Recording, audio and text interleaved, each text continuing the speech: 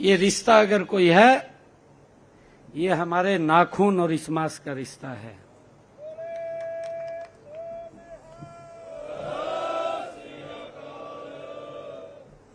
अलग नहीं है, एक है। एक मां के दो बेटे, एक बेटा सिंह साहिबान है। ये पूरा इतिहास है हमारे पास। हम देखते हैं जब चमकौर साहिब की लड़ाई होती है और वो मुगल जब बोलता है कि मुझे सरफियां चाहिए जमीन के ऊपर रख करके, मैं तब जगह दूंगा। राजा टोडरमल आते हैं, बोलते हैं अपना पूरा का पूरा खजाना खोल देते हैं कि सोने की सरफियां दूंगा, परंतु मुझे जगह चाहिए।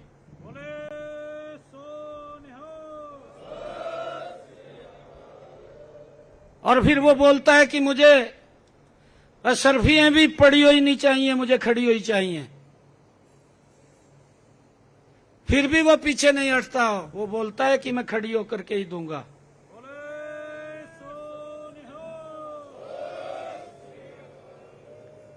ये इतिहास है हमारा, हम सब जानते हैं उसको। मित्रों, ये इतना बड़ा जो दर्द मिला है वो आप सब उसको बखूबी जानते भी हैं।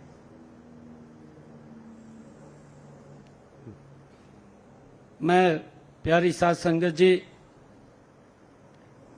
मेरे मन में उस पीड़ा से जूझते हुए अपने सिख भाइयों और बहनों के प्रति मैं कृतज्ञता, श्रद्धा और आत्मीयता की भावना हमारे मन में है। और इसीलिए मेरे मन में यह बात काफी समय से थी कि आपके इन दुखों को बांटने के लिए हम कुछ करें। हमारे मन में लंबे समय से ये पीड़ा थी। उन दंगों में जो चले गए उन्हें तो वापस नहीं लाया जा सकता, लेकिन वे अपने पीछे अपने परिवार को छोड़ करके चले गए। हम उनके दुख दर्द तो नहीं बांट सकते, लेकिन इस दिशा में मैंने एक छोटा सा प्रयास किया है। प्यारी साध संगत जी, आप जानते भी हैं कि मैंने पिछले दिनों हरियाणा विधानसभा का जो मानसून सत्र था उसमें एक प्रस्ताव रखा, क्योंकि मेरे मन के अंदर पीड़ा थी। मैंने कहा कि हम एक प्रस्ताव लेकर के मैं आया और मैंने उसकी पूरी जानकारी भी कलेक्ट की। मेरे पास जो जानकारी आई 121 लोगों की आई। अगर कोई और परिवार छूटा है, हमने कहा है कि अगर कोई ऐसा परिवार छूटा है जो उस रिकॉर्ड के अंदर नहीं आया है, तो डीसी को, संबंधित डीसी को जाकर के एक एप्लीकेशन दे दे। उसके ऊपर हम सहानुभूति पूर्वक विचार कर रहे हैं और हमने निर्णय किया कि जो प्रभावित परिवार हैं, इफेक्टेड परिवार हैं, अरे जिन परिवारों के अंदर एक कमाने वाला था वही चला गया, परिवार वो गरीबी रेखा के नीचे चला गया, हमने कहा कि हम उन लोगों को वापस तो नहीं ला सकते, परंतु वो परिवार अपनी सहमति से एक परिवार का बच्चे का नाम किसी का भी वो दे, हम उसको हरियाणा सरकार में नौकरी देने का काम करेंगे। ये प्रस्ताव हम लेकर के आए।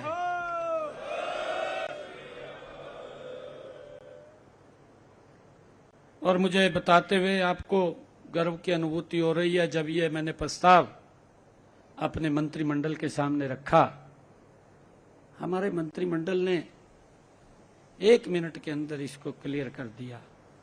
उन्होंने बिल्कुल भी कोई किंतु परंतु नहीं हुआ, एक आवाज के अंदर पूरा मंत्रिमंडल सहमत हो गया है।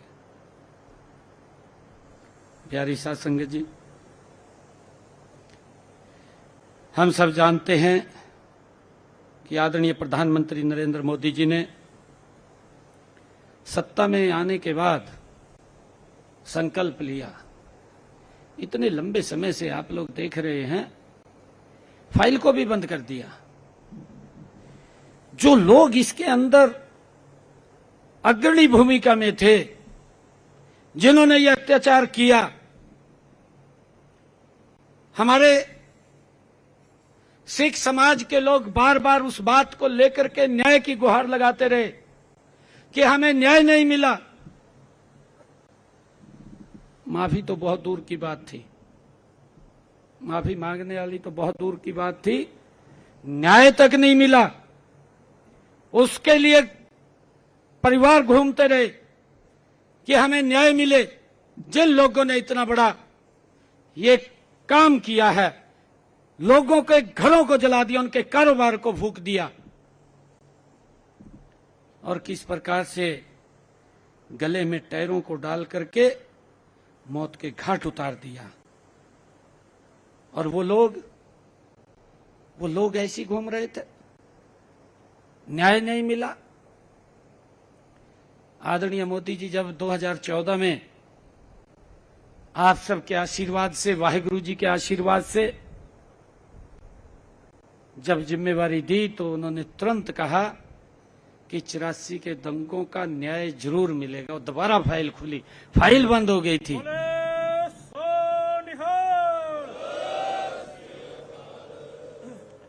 फाइल को बंद कर दिया था, डस्टबिन में डाल दी थी, कोई न्याय नहीं मिला था। परंतु मोदी जी ने आकर के उस फाइल को खोला और न्याय दिलाने का काम किया। वो व्यक्ति आज सलाखों के पीछे है, आप सब जानते हैं।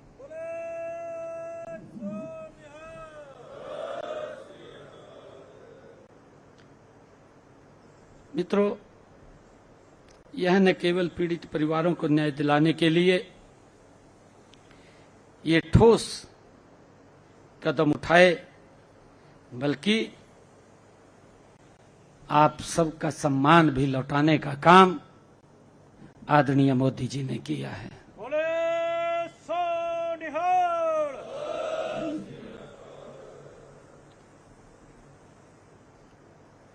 दोषियों को सजा दिलाने की प्रक्रिया को तेज किया आने के तुरंत बाद, ताकि जल्दी न्याय मिले और उन लोगों को सलाखों के पीछे पहुंचाने का काम किया है। आज पूरी साध संगत के बीच आज मैं एक संकल्प और दोहराना चाहता हूं कि हरियाणा में किसी भी नागरिक के साथ उसकी जाति, धर्म, भाषा या क्षेत्र के आधार पर अन्याय नहीं होने देंगे। बिल्कुल कोई अन्याय नहीं होगा।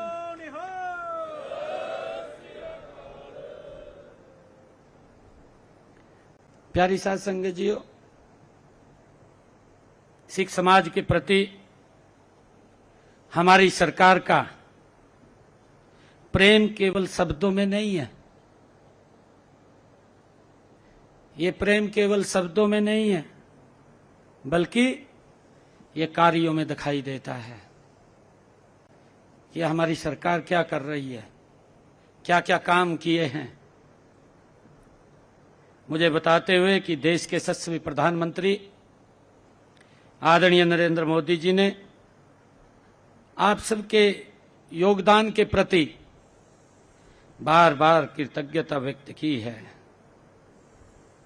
उनकी पहल पर ही आजादी का अमृत महोत्सव आदरणीय प्रधानमंत्री जी ने आजादी का अमृत महोत्सव और मैं श्री गुरु तेग बहादुर जी के 400वें प्रकाश पर्व को देश भर के अंदर मनाने का काम अगर किसी ने किया तो नरेंद्र मोदी की सरकार ने किया है।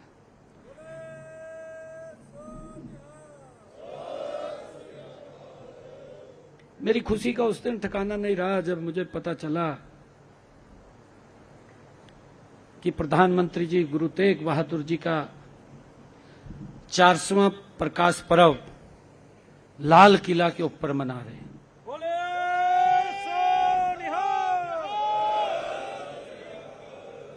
मुझे अत्यंत खुशी हुई। मैंने कहा उस लाल किला के ऊपर हमें गर्व है कि आज देश के यशस्वी प्रधानमंत्री जी ने घोषणा की है कि यहां पर गुरु तेग बहादुर जी का 400 साला प्रकाश पर्व मनाया जाएगा। जिस लाल किला से उस मुगल ने फरमान जारी किया था, उसी स्थान के ऊपर गुरु तेग बहादुर जी का पहली बार 400 साला मनाया गया है।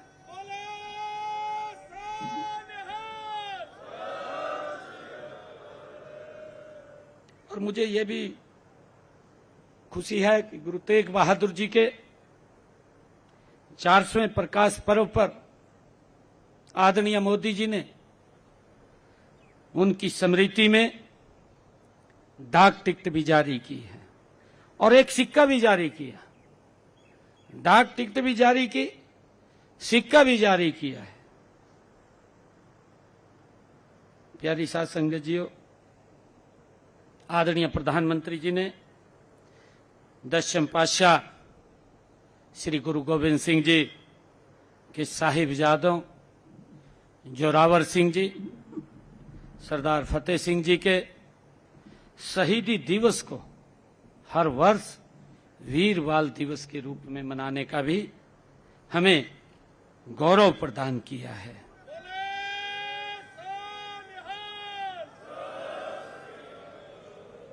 मित्रों, जब तक हम अपने उस इतिहास से परिचित नहीं होंगे, आने वाली पीढ़ियां हमारी परिचित नहीं होंगी, तो हमारा वो इतिहास वो फिर हम दोहराने की स्थिति में आ सकते हैं। हमारा ये गौरवशाली इतिहास है। मुझे प्यारी साध संगत जियो, इन्हीं प्रयासों को हमने हरियाणा प्रदेश में भी आगे बढ़ाया है। हम सब जानते हैं कि चाहे गुरु नानक देव जी के 550वां प्रकाश पर्व हो, श्री गुरु गोविंद सिंह जी का 350वां प्रकाश पर्व हो, या करतारपुर कॉरिडोर की शुरुआत हो, हर कदम पर हमारी सरकार ने श्रद्धा और सम्मान के साथ काम किया है। प्यारी साध संगत जी, आप सब जानते हैं कि दिसंबर 2022 में हमारे हरियाणा सिख गुरुद्वारा प्रबंधक समिति की स्थापना की गई थी। इसमें हमारे सिख समाज के काफी समय से चली आ रही मांग को भी पूरा किया गया है। इससे हमारे हरियाणा में सिख समुदाय को स्वायत्तता मिली है, आप सब जानते हैं। और मुझे ये बताते हुए गर्व की अनुभूति हो रही है कि जब मेरी ये दूसरे टर्म की सरकार बनी, जब मैंने दूसरी बार शपथ लिया, और शपथ लेने के तुरंत बाद मेरी पहली कैबिनेट की मीटिंग थी।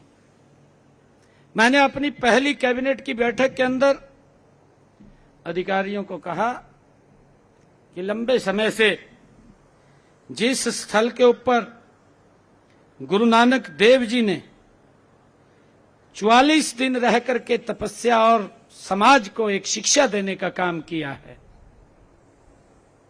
उस भूमि के ऊपर पवित्र चिल्ला साहिब गुरुद्वारा वो 70 कनाल भूमि वो अभी भी वहां नगर पालिका के नाम थी। हमने पहली कैबिनेट के अंदर निर्णय किया, आप सब जानते हैं कि चिल्ला साहिब की पूरी जमीन 70 कनाल वो अपने चिल्ला साहिब गुरुद्वारा के नाम कर दी जाए, और वो हो गई है।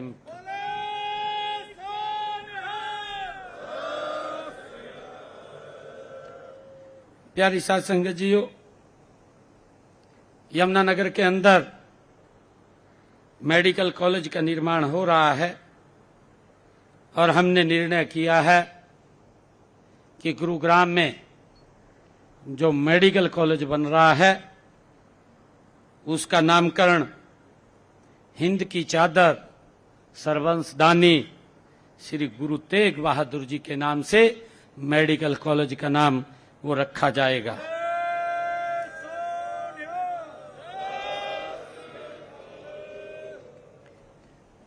प्यारी साध संगत जीओ, असंध में भी हमने कॉलेज का नाम गुरु गोविंद सिंह जी के छोटे बेटे बाबा फतेह सिंह जी के नाम पर वो रखा है, और मुझे खुशी है कि हमने लखनऊ साहिब में माता गुजरी के नाम VLDA कॉलेज भी स्थापित किया है। मुझे खुशी है बताते हुए कि साध संगत की आस्था को देखते हुए हमने श्री हजूर साहिब, श्री ननकाना साहिब, श्री हेमकुंड साहिब और श्री पटना साहिब जाने वाले प्रदेश के हमारे तीर्थ यात्रियों को वित्तीय सहायता उपलब्ध कराने के उद्देश्य से हमने स्वर्ण जयंती गुरु दर्शन यात्रा योजना, उसका भी शुभारंभ हमने किया है, उसको भी चालू किया है, ताकि हमारी साध संगत हमारे इन पवित्र स्थलों का वो भ्रमण कर सके, उनमें जा सके और वहां अपना शीश नवा सके। उसको ध्यान में रखते हुए हमने हरियाणा प्रदेश के अंदर स्वर्ण जयंती गुरु दर्शन यात्रा योजना उसका शुभारंभ किया है। मुझे बताते हुए कि 1984 की घटना में हमें भी यही सिखाती है कि समाज में नफरत फैलाने वालों की ताकतों के खिलाफ हमें आज सतर्क रहने की आवश्यकता है। बहुत सारी ऐसी ताकतें हैं जो झूठ का सहारा लेकर के वो लगातार गुमराह करने का काम करते हैं। हमें कभी भी, मैं आज आप लोगों के बीच में ये आग्रह भी करना चाहूंगा, कभी भी विभाजन की राजनीति में नहीं फंसना चाहिए। मैं आपसे आग्रह करता हूं, हमें एकजुट होकर श्री गुरु नानक देव जी के निर्भय और निर्वैर के संदेश को अपनाना चाहिए। गुरु नानक देव जी हमारे गुरुओं ने जो हमें शिक्षाएं दी हैं वो हमारे पास एक गौरवशाली इतिहास है, हमें उसको लेकर के आगे बढ़ना चाहिए। आज पूरे प्रदेश की ओर से मैं आप सबको प्रणाम करता हूं, आप सबको नमन करता हूं। 1984 की पीड़ा और उसके बाद न्याय पाने के संघर्ष ने हमें सिखाया है कि न्याय के लिए लंबी लड़ाई लंबी हो सकती है, न्याय पाने के लिए कठिन भी हो सकती है, लेकिन अंत में जीत न्याय की होती है, ये हम सबको मालूम है। प्यारी साध संगत जी, आइए आज हम सब मिलकर के ये संकल्प लें कि 1984 जैसी त्रासदी फिर कभी नहीं होने देंगे। हम मिलकर के विकसित भारत और विकसित हरियाणा का निर्माण करेंगे, जहां केवल भाईचारे, प्रेम और न्याय का बोलबाला होगा। मैं आप सबका आभार व्यक्त करता हूं। आपने प्रदेश के कोने कोने से आज इस संत कबीर कुटीर में यहाँ पधार करके मेरा जो सम्मान बढ़ाया है, मैं इसके लिए आप सबका दिल से धन्यवाद करता हूँ, आप सबको प्रणाम करता हूँ।